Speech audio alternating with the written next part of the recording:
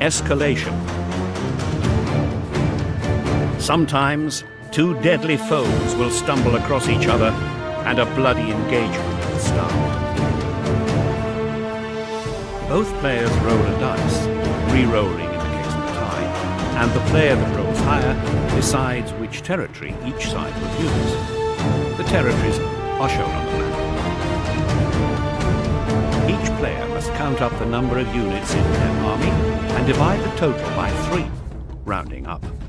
The result is the number of units they must set up and the number of units they will receive in their second turn. Any remaining units from their army arrive in their third turn.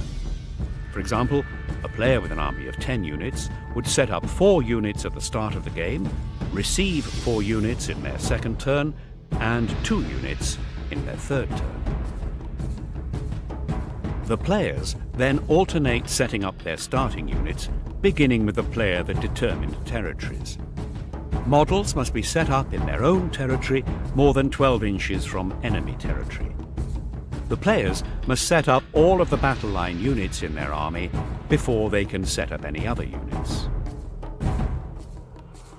Continue to set up units until both players have set up their starting units. If one player finishes first, the opposing player must set up the rest of their starting units, one after another. The player that finishes setting up first can choose who has the first turn in the first battle round. Both players receive units in their second and third hero phases, as previously described. You can set up these units anywhere in your territory as long as all models from the unit are within 3 inches of the edge of the battlefield and more than 12 inches from any enemy models. If this makes it impossible to set a unit up, it is delayed until your next hero phase. The units can move normally in the turn they arrive and do not cost any reinforcement points to set up. This battle is fought to control 3 objectives. The objectives are located on the border between the players' territories, one in the middle of the battlefield and the others 12 inches away from each corner, as shown on the battle map.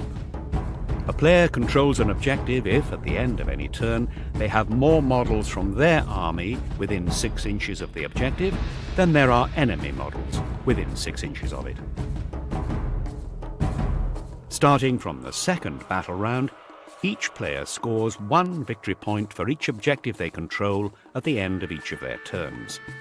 The player with the most victory points at the end of the 5th battle round, or when the amount of time allocated for the battle runs out, wins a major victory.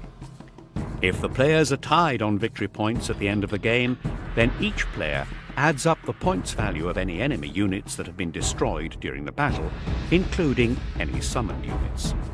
If one player has a higher total, they win a minor victory.